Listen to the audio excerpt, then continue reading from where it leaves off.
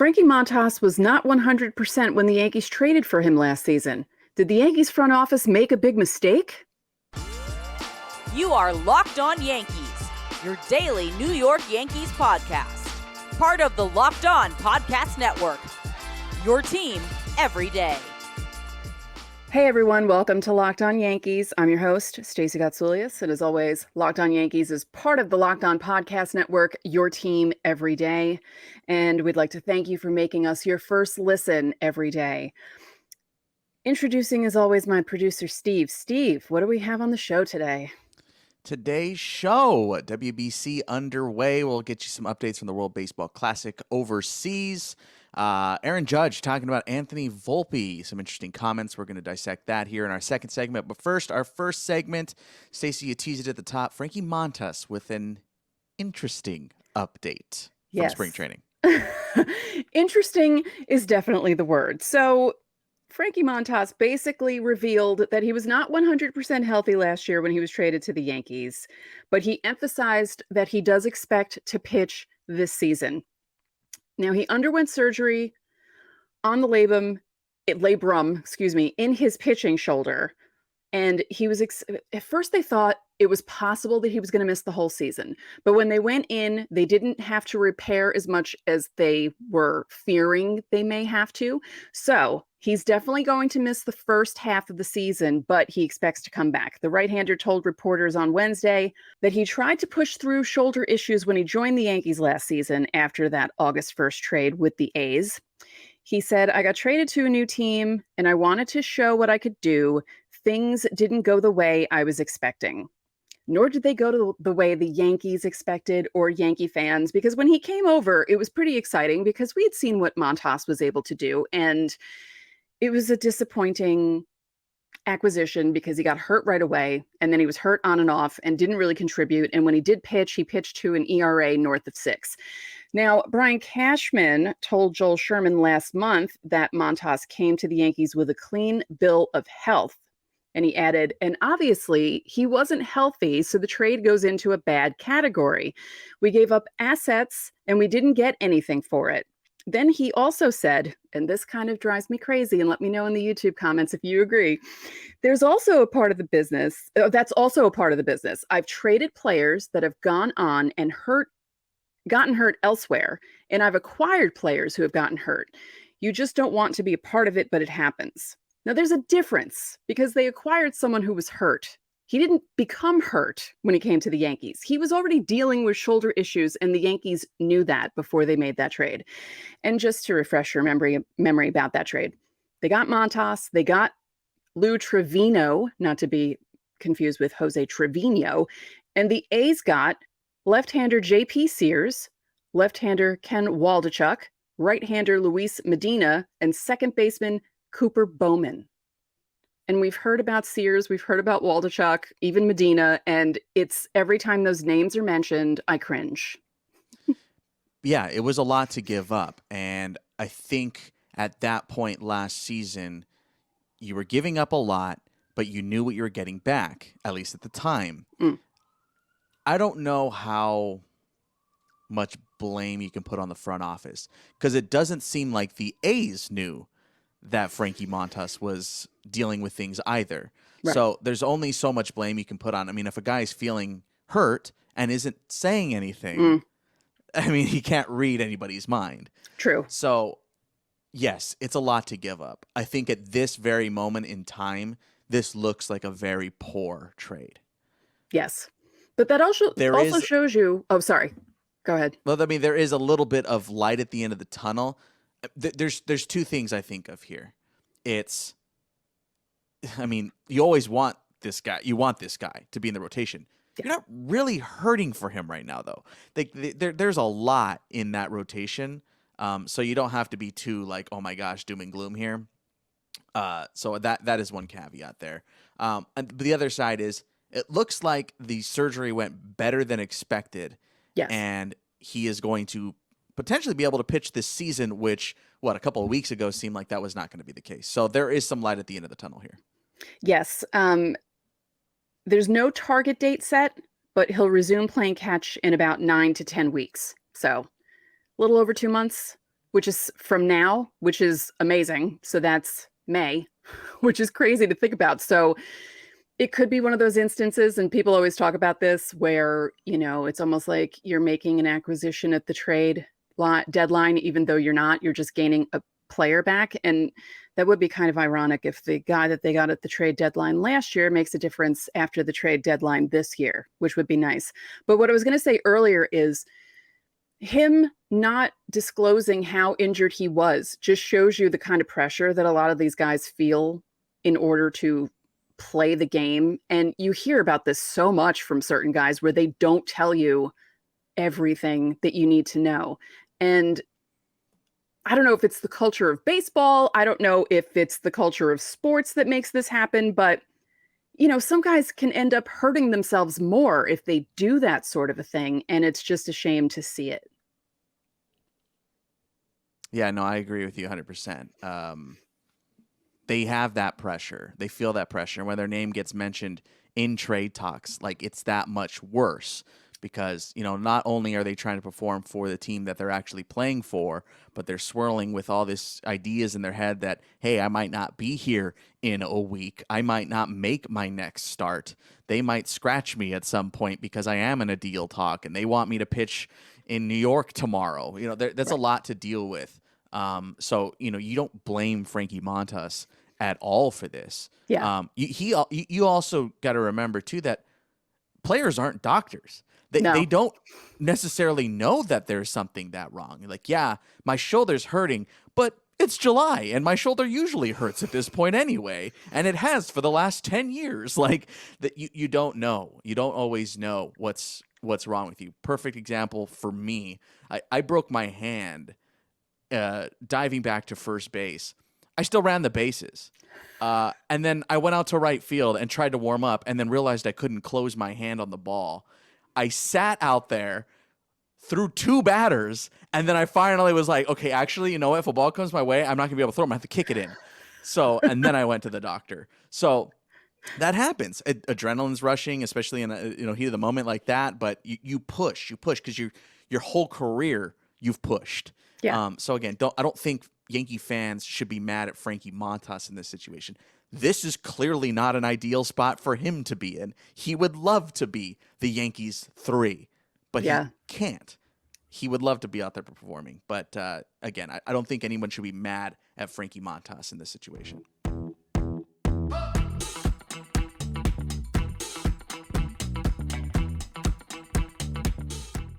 Looking for a delicious treat? You got to try Built Bar. What makes Built Bar so good? Well, for starters, they're covered in 100% chocolate. That's right, real chocolate. And they come in unbelievably amazing flavors like churro, peanut butter brownie, and coconut almond. And they're only 130 calories. They have 4 grams of sugar and 17 grams of protein. And now you don't need to wait around for a box, because we've been telling you to go to Built.com, order the box, use our promo codes, but now you can go to Walmart or Sam's Club. Head to your nearest Walmart today, walk to the pharmacy section, and grab yourself a box of Built Bars. You can pick up a 4-bar box of cookies and cream, double chocolate, or coconut puffs. And if you're close to a Sam's Club, grab a 13-bar box with our hit flavors, brownie batter and churro. Run, don't walk.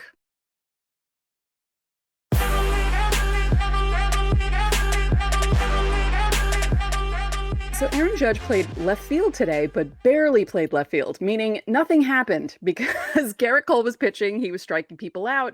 Greg Weissert was pitching. And then, they took Judge out of the game, and he didn't really see any action in left field. He was basically just sitting out there thinking about things. So when he came out of the game, obviously the reporters were talking to him. And the main subject was Anthony Volpe. And of course it was, because that's Volpe. Peraza seems to be the big story around spring training, other than Judge playing left field. So this is what Judge had to say about Volpe. I think he's got all the makeup tools. He checks a lot of boxes, defensively, offensively. He's a tough at bat.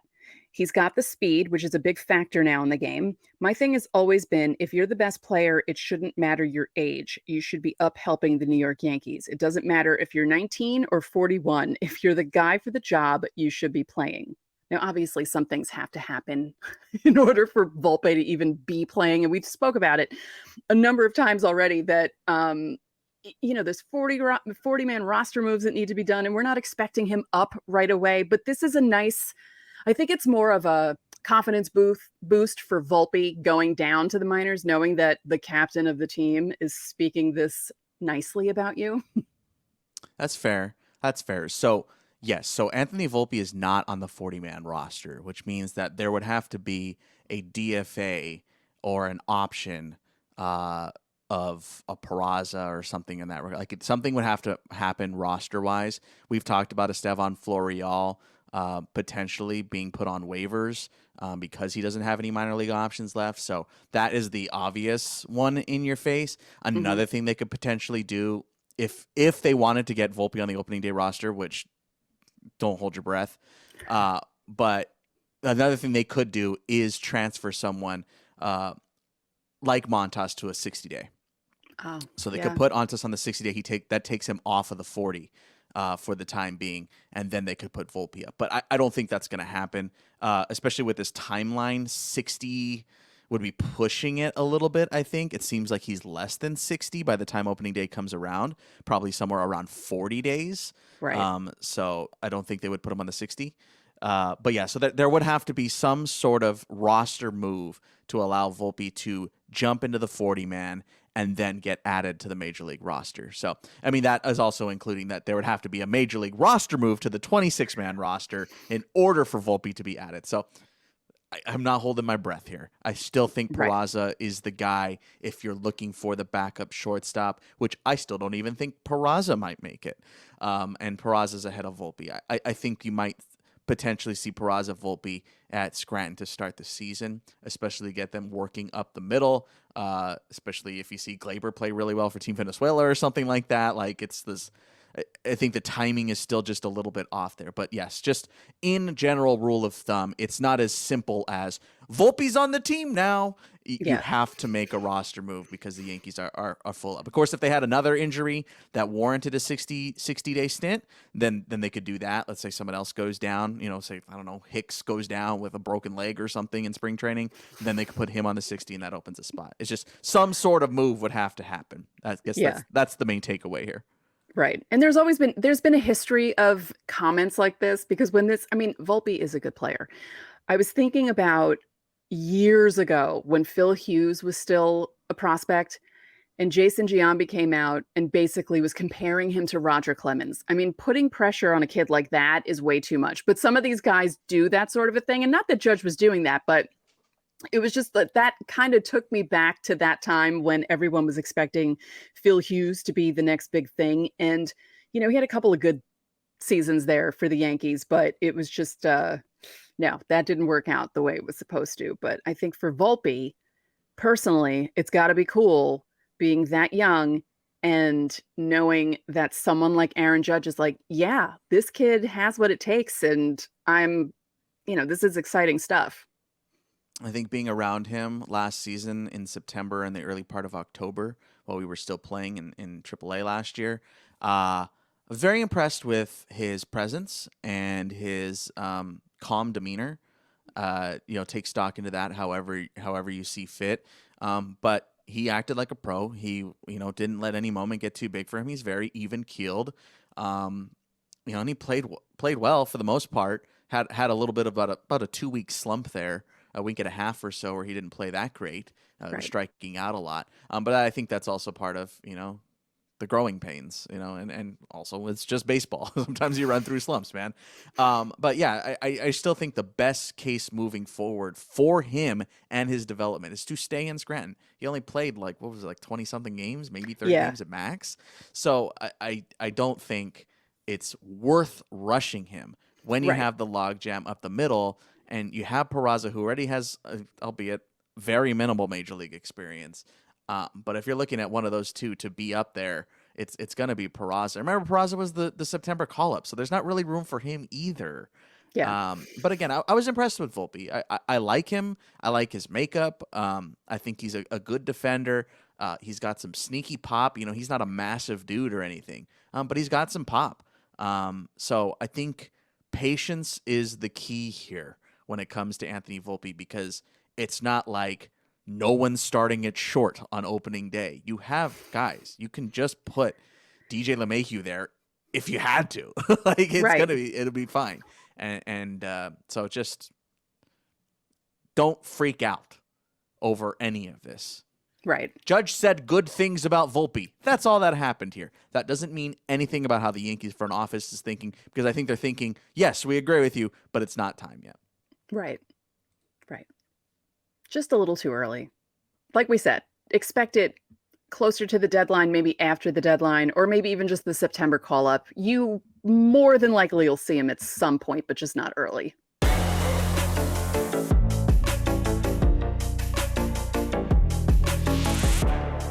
The NBA playoffs are on the horizon, and now is the perfect time to download FanDuel, America's #1 sportsbook, because new customers get a no-sweat first bet up to $1,000. That's bonus bets back if your first bet doesn't win. Just download the FanDuel Sportsbook app. It's safe, secure, and easy to use. Then you can bet on everything from the money line to point scorers and threes drained. Plus, FanDuel even lets you combine your bets for a chance at a bigger payout with a same-game parlay. So don't miss the chance to get your no-sweat first bet up to $1,000 in bonus bets when you go to FanDuel.com/lockedon. That's FanDuel.com/lockedon to learn more. Make every moment more with FanDuel, an official sports betting partner of the NBA.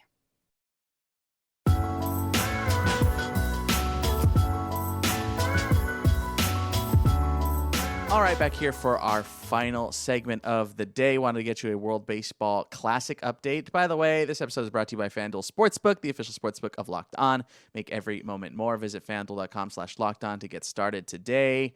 WBC. So not a ton of Yankee chatter here because there's only 3 guys. One of the teams that doesn't have a lot of dudes in the WBC, Stacey. Higashioka's obviously on Team USA. Nicaragua's got Loaizaga, and then Glaber's out with Venezuela, which, by the way, that pool in Miami is going to be ridiculously fun. You got the Dominican Republic, Venezuela, and Puerto Rico all playing in that pool. And those two of those 3 are likely going to be the ones moving on. Remember, 2 teams move on from each pool to get to the second round. I don't know if you saw this, Stacey. If you're watching on our YouTube side, it'll be up now. The look behind the plate for USA catchers, the Stars and Stripes are crushing it. Higgy looks pretty good out there. Big smile, tossing it up on MLB Insta. Like it was nice. It's a good look. I'm about it. How you feeling about maybe not the tournament, but let's go in this direction. Jerseys. Team USA didn't change their look very much. So how are you feeling about the Team USA look?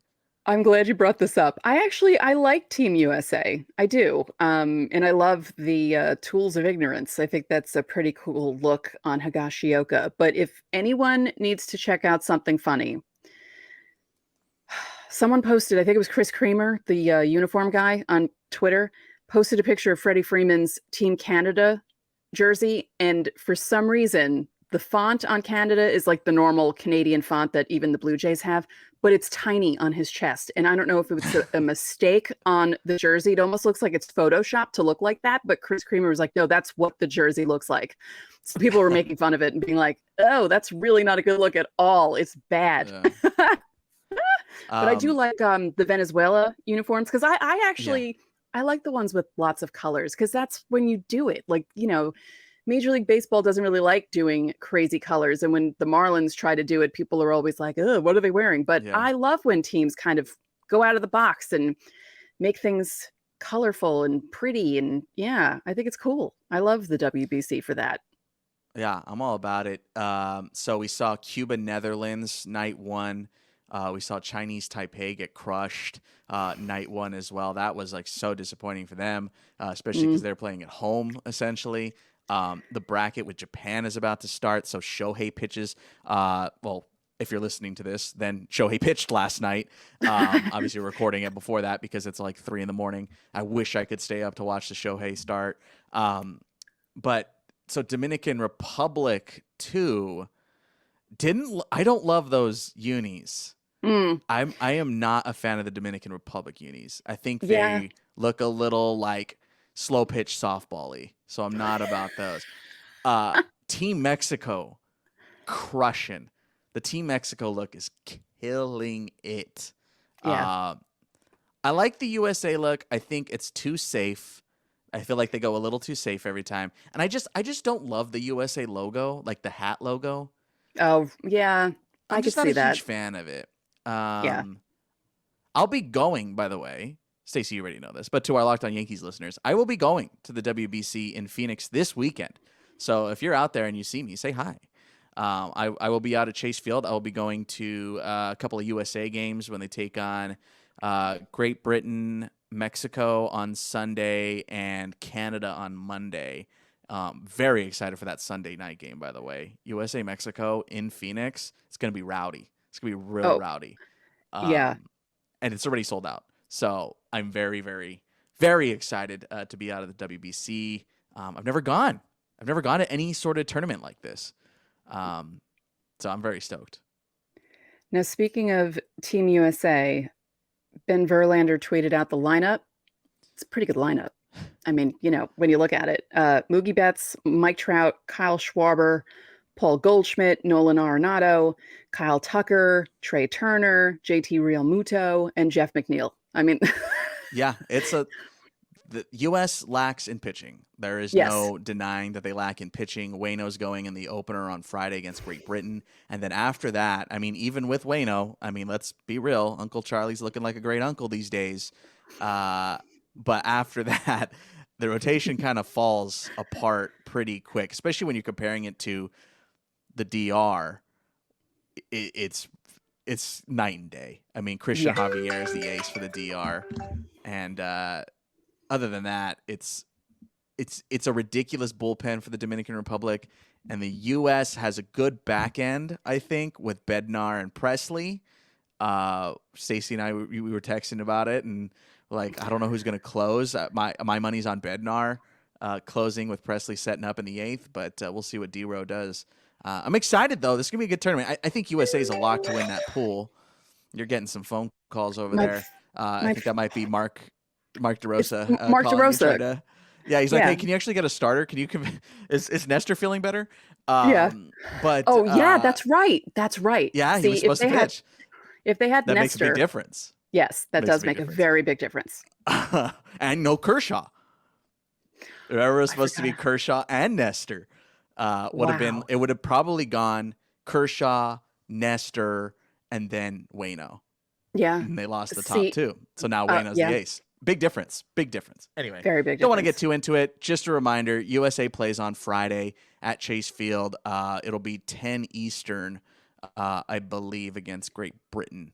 That'll be the first USA game, but all the games are on Fox Sports 1, if I'm not mistaken. And they're also simulcasted on the SiriusXM app, which I have I set up for a 3-month trial for free because SiriusXM hands it out like candy on Halloween. But yeah, I mean, I think more people need to start getting into this one. I think this one's going to be the one. This seems to be the WBC to end all WBCs. I think round 2 is going to be exciting because that's when we'd be able to see USA versus DR. And then Japan coming on the other side of the bracket. I think those are your top 3. I think it's pretty clear USA, DR, and Japan, followed by probably Venezuela, Puerto Rico are like kind of interchangeable. They're both very good. Mexico kind of middle of the pack. Netherlands sneaky good. There's a lot of really good stuff. There's a good Twitter follow, if I may recommend before we get out of here today, by the way. Sean Spalding has been like the guy. I'll leave his Twitter handle in the episode description. If you need any WBC stuff, Sean Spalding is the guy. He is all over it. I'm trying to be all over it too, but I got a million things going on. He's the one getting paid to cover that thing. I get paid to cover the Yankees, and I just happen to be a baseball fan. So, Stacey, who's going to win the WBC? Oof. I'll go DR. DR. That's my pick too. I'm picking DR. I think they knock out USA in the second round, and it's going to be like a whole thing, and then it's going to be a revenge tour in 3 years. And then Judge plays. Judge does get the AK to play. I don't know. Send your predictions our way, and by the way, send questions too. All that good stuff. Yes, that's right. For Friday's show, make sure you leave us questions so we can feature them on the show, and we'll answer them. They don't even have to be. They don't have to just be Yankee related. They can be baseball in general. We spoke about uniforms last week. Who knows what we'll talk about on Friday's episode this week.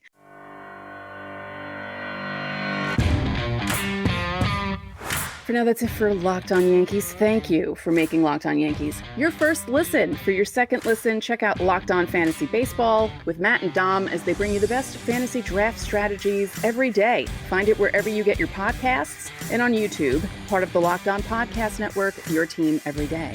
I'm Stacey Gotsoulias, and we'll see you tomorrow.